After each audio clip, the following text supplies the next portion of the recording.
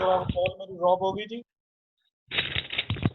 Sir मैं आपसे ये कह रही थी कि मैंने वो पिछला लेक्चर लिया था, लेकिन हमारा आगे नेक्स्ट पेपर था, तो मैंने आपसे वो क्वेश्चन पूछा नहीं था। उस टाइम पे मुझे वो समझ नहीं आया था, आपने थोड़ा जल्दी जल्दी में बताया था। फिर आपने वो वाला लास्ट लेक्चर अपलोड भी नहीं किया था, वरना मैं दोबारा देख लेती। नहीं, अपलोड उस पे गूगल क्लासरूम पे नहीं किया हुआ मैंने। नो सर, आपने नहीं किया था।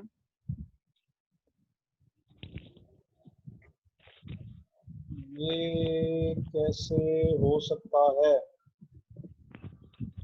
और हो गया। सर मैंने काफी से लड़की सर ने भी नहीं पूछा है, था, वो कह रही थी मैंने कि भी नहीं है। देखा था तो नहीं है, अपलोडेड नहीं है। अभी 25 जून तक अपलोड है सब। अभी वो समझना है कि वो कैसे सॉल्व हुआ है, या वो उसका सोल्यूशन सर चाहिए। समझना है, समझना है। सर बता दें, समझा दें।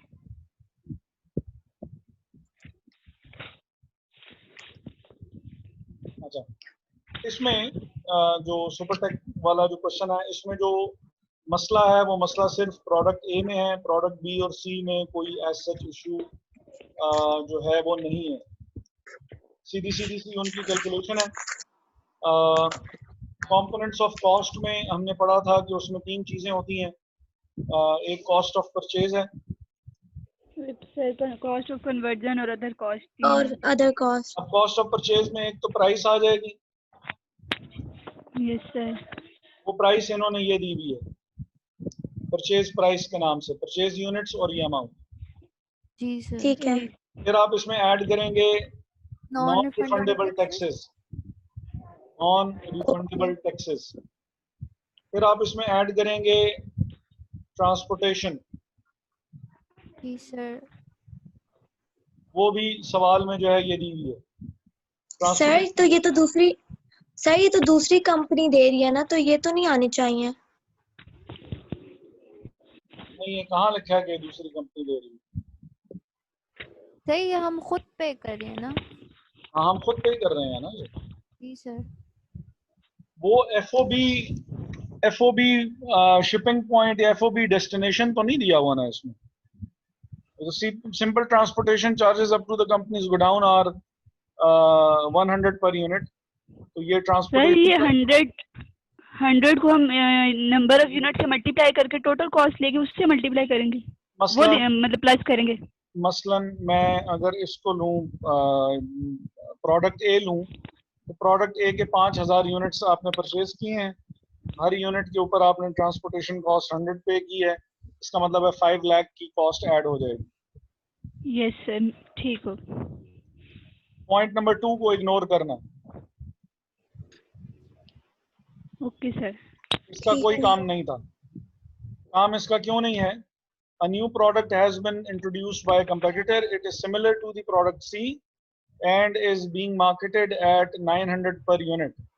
The management of the company is of the opinion that in the future it will also have to reduce the price of C to 1200.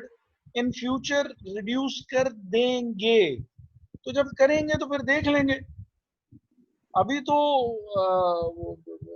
Management of the company is of the opinion. अभी तो सिर्फ उन्होंने opinion बनाया है कि भाई अगर market के हालात बेहतर नहीं हैं तो मार्केट में उन्होंने रिड्यूस कर दिया, हमें भी रिड्यूस कर देनी चाहिए। अभी कुछ भी नहीं हुआ, इग्नोर हो जाएगा। Transportation charges from the company's godown to customer premises are 150। ये एक्सपेंस जरूर है, लेकिन इसका भी कोई अमल दखल इस सवाल में नहीं। सर ये भी इग्नोर कर देंगे। ये भी इग्नोर होगा, ये सेलिंग कॉस्ट है।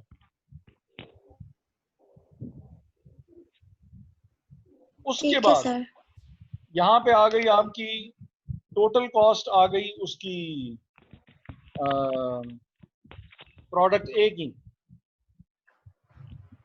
अब अगली बात जो है वो जो उसने की हुई कि compute the following, compute the value of the stock as at December 31st 2007 using any of the methods allowed under IAS 2। अब ये बड़ी जरूरी बात है। अगर FIFO से कैलकुलेट करेंगे आंसर और आएगा, वेटेड एवरेज से कैलकुलेट करेंगे वैल्यू कुछ और आएगी क्लोजिंग स्टॉक की। तो जब आप सवाल कर रहे हैं तो मेथड मेंशन करें कि आपने मेथड कौन सा फॉलो किया है। मसलन अगर तो FIFO फॉलो किया जा रहा है तो 500 यूनिट्स ओपनिंग स्टॉक में थे, और ओपनिंग स्टॉक की जो पर यूनिट प्राइस है वो जब आप 5 लाख को 500 से डिवाइड करेंगे, 5 लाख को 500 से डिवाइड करेंगे तो ये 100 रुपीज पर यूनिट है। 100 आएगा। लेकिन जब आप इसको 50 लाख को प्लस 5 लाख को जो ट्रांसपोर्टेशन थी प्लस 7 लाख जो नॉन रिफंडेबल टैक्सेस थे, 62 लाख ये टोटल हो जाता है। 62 लाख को 5000 से डिवाइड करेंगे तो आंसर 1240 पर यूनिट आ रहा है। अगर FIFO फॉलो कर रहे हो इसका मतलब है कि ये जो क्लोजिंग स्टॉक है ये मोस्ट रीसेंट यूनिट्स पे बेस करता होगा, जो कि ये वाले हैं।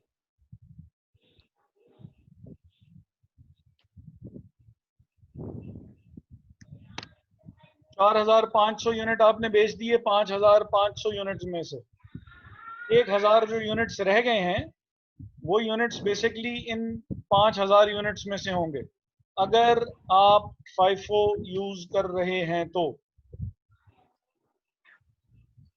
और अगर आप सर एवरेज जी जी इनमें से 500 रह जाएंगे ना?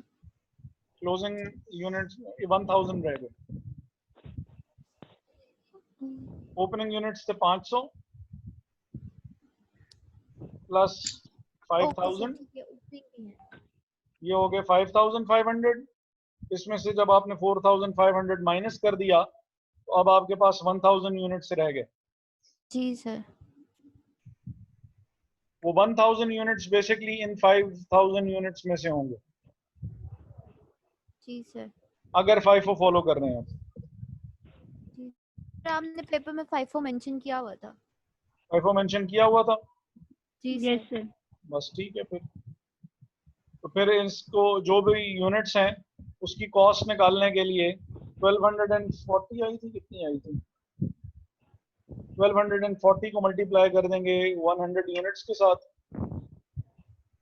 1000 यूनिट्स के साथ, सॉरी, मल्टीप्लाइड बाय 1000, तो ये हमारे पास 12,40,000 की आ जाएगी क्लोजिंग स्टॉक की कॉस्ट आ जाएगी। NRV फिर हमें निकालनी पड़ेगी इसकी, क्योंकि ये डैमेज भी हुए हैं, ताकि हम ये देख सकें कि कॉस्ट से अगर NRV नीचे जा रही है तो फिर हमें इन्वेंट्री राइट डाउन करनी पड़े। लेकिन आई डोंट रिमेम्बर के वैल्यू जो है वो इसकी डाउन जा रही होगी, यानी NRV ज्यादा ही थी कॉस्ट से, बेसिकली कुछ भी नहीं हुआ था।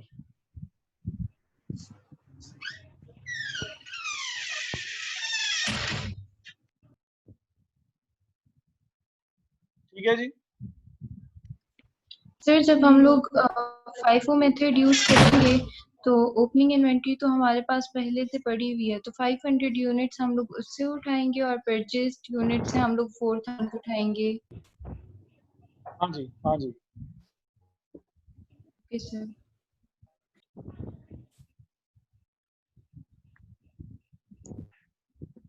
बस सर इसी तरह जैसे A का करेंगे वैसे ही B और C का भी कर देंगे। बिल्कुल सेम, हाँ। लेकिन B और C में ना वो फिर NRV की कैलकुलेशन में जाने की जरूरत ही नहीं है आपको। सिर्फ सर A में करनी है। हाँ, NRV की कैलकुलेशन सिर्फ A में कर लें, B और C तो डैमेज भी नहीं है। सही होगी। सर हाँ जी। सही है, NRV का बता देंगे एक ही। ये क्वेश्चन सर ने करवाया था ना, उसी में से।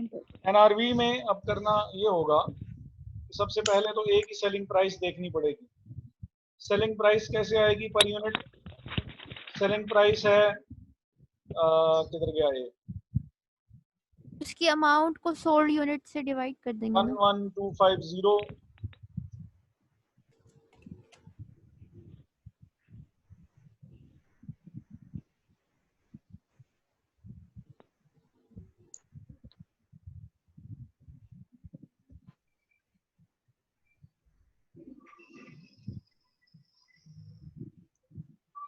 ये वैल्यू यहाँ गलत लिखी हुई है, उधर मेरा ख्याल है ठीक ही लिखी हुई होगी। डिवाइड करेंगे इसको 4500 यूनिट से, सर 2500 आता है। 2500 पर यूनिट आ गया। एक यूनिट की सेलिंग प्राइस जो है वो 2500 है। अच्छा, इन्हीं यूनिट्स की जो कॉस्ट थी, कॉस्ट इनकी थी 1240 जो अभी मैंने निकाली थी। Yes sir. और उसी को जब हमने 1000 से मल्टीप्लाई किया था तो हमारे पास जो कॉस्ट आ गई थी वो 12 लाख। हाँ,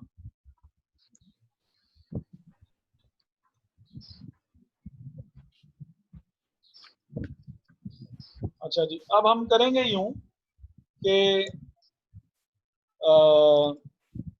NRV ऑफ डैमेज्ड यूनिट्स, अच्छा जी, वो कितनी है? 250 यूनिट्स डैमेज हुए हैं। 1000 यूनिट्स थे जिसका 25% क्लोजिंग स्टॉक में था जो डैमेज हुआ है। तो 1000 Okay. का जब 25% आप लेंगे तो ये यूनिट्स बन जाते हैं 250 जो कि डैमेज्ड हैं। और नॉर्मल यूनिट्स जो हैं वो 750 हुए। 750 कैसे पता लगा? 75% यूनिट्स जो हैं वो डैमेज नहीं है, तो 1000 का 75% जो है वो 750 हुआ जो नॉर्मल है। ये नॉर्मल सेलिंग प्राइस पे बिक जाएंगे, डैमेज वाले नॉर्मल सेलिंग प्राइस पे नहीं बिकने लगे। ओके। वो कितनी प्राइस पे बिकेंगे? 2,50,000 सॉरी 2,50,000 मल्टीप्लाइड बाय 2500, ये आ जाएगी सेलिंग प्राइस। और वो सेलिंग प्राइस के 60% पे बेचे जा सकते हैं। इसको Okay. मल्टीप्लाई कर देंगे 60% से, ये इसकी NRV आ जाएगी। सर ये आती है 3,75,000। जी सर। और नॉर्मल वाले तो बिक जाएंगे उसी पे ही, 2500 पे बिक जाएंगे। तो जब आप 750 को मल्टीप्लाई करेंगे 2500 के साथ तो 18 लाख 18,75,000। अब ये देख लें ऑटोमेटिकली बात जो है वो सही है सर। कॉस्ट से ऊपर ही जा रही है। कॉस्ट 12,40,000 है, जबकि ये तो तकरीबन कोई 21-22 लाख तक बात पहुंच रही है। तो NRV क्योंकि अभी भी कॉस्ट से ऊपर ही है तो हम इसको कॉस्ट पे ही रिकॉर्ड करेंगे। Okay sir.